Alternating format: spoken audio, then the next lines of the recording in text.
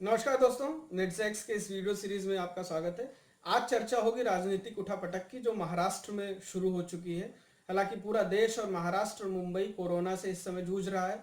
महाराष्ट्र और मुंबई सबसे ज्यादा प्रभावित भी है इससे, और इसके लीडर जो है मुख्यमंत्री उद्धव ठाकरे फ्रंट लाइन में आके, फ्रंट पे आके इससे दो दो हाथ कर रहे हैं, चीजों को कंट्रोल में लाने की कोशिश कर रहे हैं, जनता से सीधा संवाद कर रहे हैं, मंत्रिमंडल से, अधिकारियों से सीधा संवाद कर रहे हैं। चीजें चल रही हैं ठीक ठाक।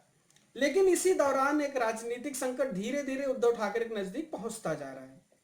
अब वो संकट है क्या? वो है संवैधानिक संकट।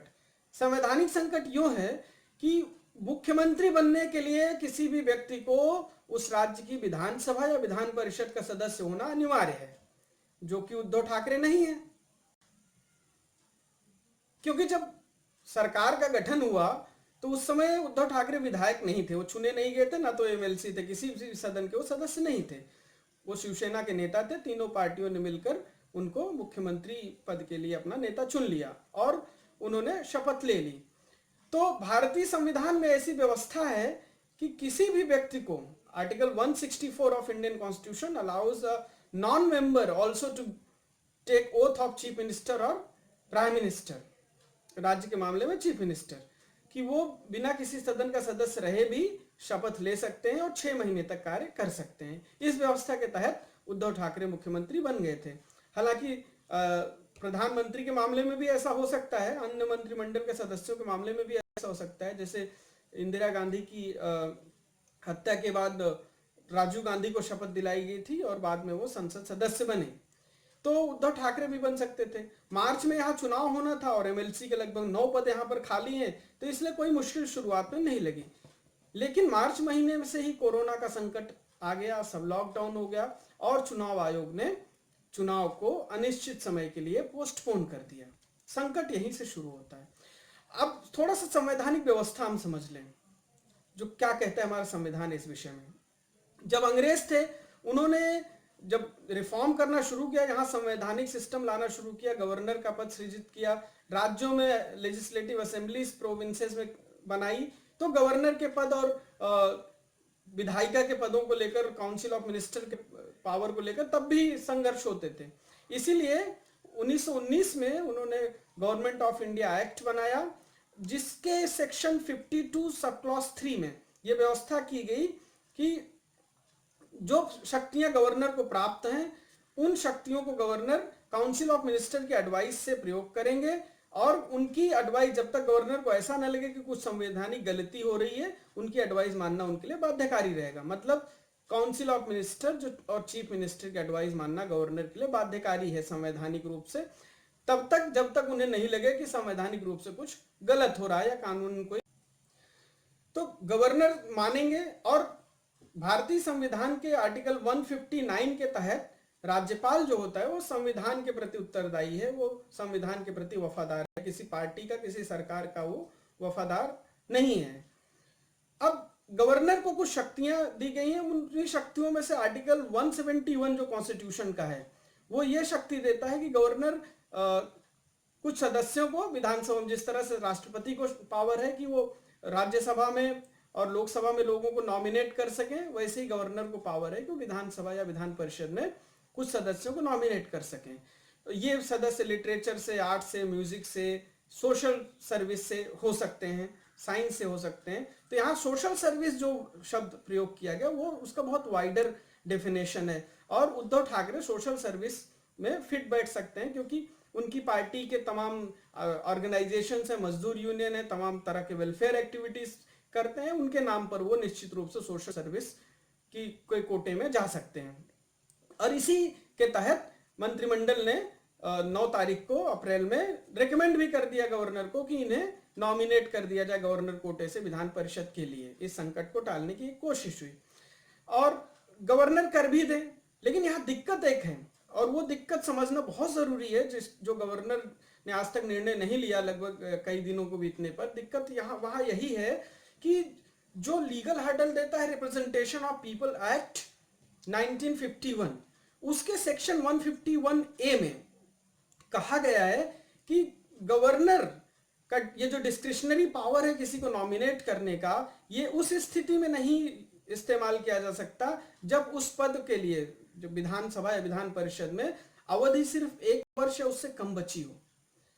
तो यहां पर जो reminder, if the reminder of the term of a member in relation to a vacancy is less than a year, ये दिक्कत है कि अब यहां पर जो 2 पद खाली हुए हैं वो 2 पद, एक राहुल नार्वेकर का है और दूसरा था रामराव वाड़कुटे का। राहुल नार्वेकर विधानसभा के लिए चुन लिए गए, रामराव वाड़कुटे का कार्यकाल पूरा हो चुका था।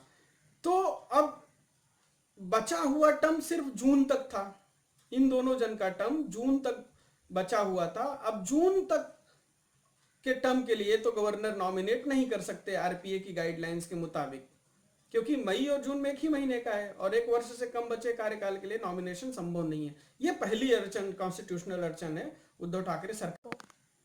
तो पहली अड़चन ये है। दूसरी अड़चन ये है, 1976 में 42nd अमेंडमेंट हुआ कॉन्स्टिट्यूशन का, जिसमें आर्टिकल 74 सब क्लॉज 1 में कहा गया है कि गवर्नर और या राष्ट्रपति मंत्रिमंडल की एडवाइस को मानने के लिए बाध्य हैं। वो एक बार फिर से वापस कर सकते हैं पुनर्विचार के लिए, अगर वो मनी बिल नहीं है, नहीं तो उन्हें मानना ही पड़ेगा अगर दोबारा वही एडवाइस आती है तो। इसमें शमशेर सिंह बनाम पंजाब राज केस है जिसको हम पढ़ सकते हैं, जिसमें रेफरेंस मिलता है।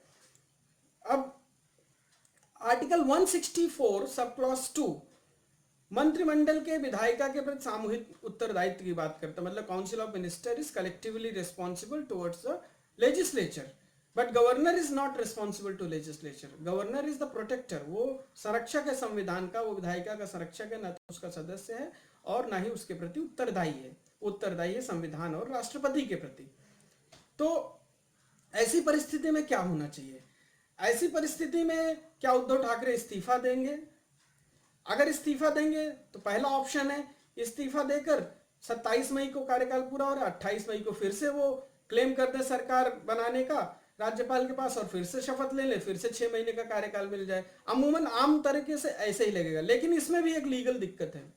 1995 में कांग्रेस ने ऐसे ही किया था पंजाब राज्य में, जहां तेज प्रताप सिंह को इसी प्रकार से मंत्री बना दिया गया था 1995 में, लेकिन वो चुने नहीं जा सके विधानसभा के लिए। 96 में फिर से उन्हें 6 महीने के लिए नॉमिनेट करने की कोशिश की गई, लेकिन मामला चला गया अदालत ने वहां पर, सर्वोच्च न्यायालय ने 2001 में यह निर्णय दिया कि इस प्रकार से जो 6 महीने का एक्सटेंशन दिया जाता है वो अनुचित है, असंवैधानिक है और अलोकतांत्रिक है, मतलब वो किसी तरह से वैलिड नहीं है। सुप्रीम कोर्ट ने, हालांकि उसका प्रभाव तेज प्रताप सिंह पर नहीं पड़ा क्योंकि उनका कार्यकाल पूरा हो गया था, सरकार का कार्यकाल पूरा हो गया था, लेकिन ये एक नजीर सुप्रीम कोर्ट के जजमेंट की है जो उद्धव ठाकरे को फिर से 6 महीने के लिए तो ये एक बड़ी बाधा उद्धव ठाकरे सरकार के सामने है, सुप्रीम कोर्ट का जजमेंट। पहली बाधा रिप्रेजेंटेशन ऑफ पीपल एक्ट के तहत 1 वर्ष से कम की अवधि, दूसरी बाधा सुप्रीम कोर्ट का 2001 का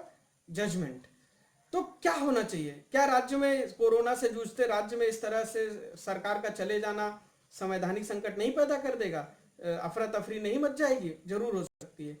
एक उम्मीद के लिए एक दूसरी नजीर भी है, संवैधानिक नजीर, जो इंग्लैंड में मिलती है चर्चिल सरकार के समय पर। द्वितीय विश्व युद्ध के समय चर्चिल सरकार के पास जब इस समय ऐसे ही ऑप्शन नहीं था, तो उस समय संसद ने और क्राउन ने एक व्यवस्था की, चर्चिल को शपथ दिलाई प्रधानमंत्री पद की और उनके मंत्रिमंडल में 5 सदस्यों को रखा गया, जिन्हें 10 मई से लेकर 23 मई तक कार्यकाल मिला 1945 में। इसमें चेम्बरलिन थे कंजर्वेटिव पार्टी के, एटली थे, विस्काउंट हॉलीकॉक्स थे कंजर्वेटिव पार्टी के, आर्थर ग्रीनवुड थे लेबर पार्टी के। इस तरह की व्यवस्था की गई जिन्होंने सेकेंड वर्ल्ड वॉर के टाइम पे सरकार चलाई। तो जब कोरोना के संकट में महाराष्ट्र है तो राज्यपाल इस तरह से भी कर सकते हैं कि एक संवैधानिक संकट को टालने के लिए एक टेम्परेरी सरकार का गठन कर, हालांकि इस्तीफा देने के बाद भी सरकारों के ऐसा प्रैक्टिस है, ऐसी संवैधानिक व्यवस्था तो नहीं, लेकिन राज्यपाल अमूमन आग्रह करते हैं ऑनगोइंग चीफ मिनिस्टर से कि आप अगली व्यवस्था होने तक कंटिन्यू करिए अपने पद पर। लेकिन यहाँ भाजपा और विपक्ष जहां इस कोशिश में लगा है कि इस सरकार की चार मीनार में जरा भी एक भी दरार दिखे और उस दरार के सहारे इस सरकार को ढहा दे, वहां ये एक अवसर है विपक्ष के लिए। और जैसा कि हम जानते हैं राज्यपाल राष्ट्रपति के इच्छानुसार कार्य करते हैं और राष्ट्रपति केंद्र में बैठी सरकार उसके मंत्रिमंडल और प्रधानमंत्री के सलाह के अनुसार काम करते हैं, तो इसके पीछे की राजनीति भी हम समझ सकते हैं। देखते हैं आने वाले दिनों में क्या होता है।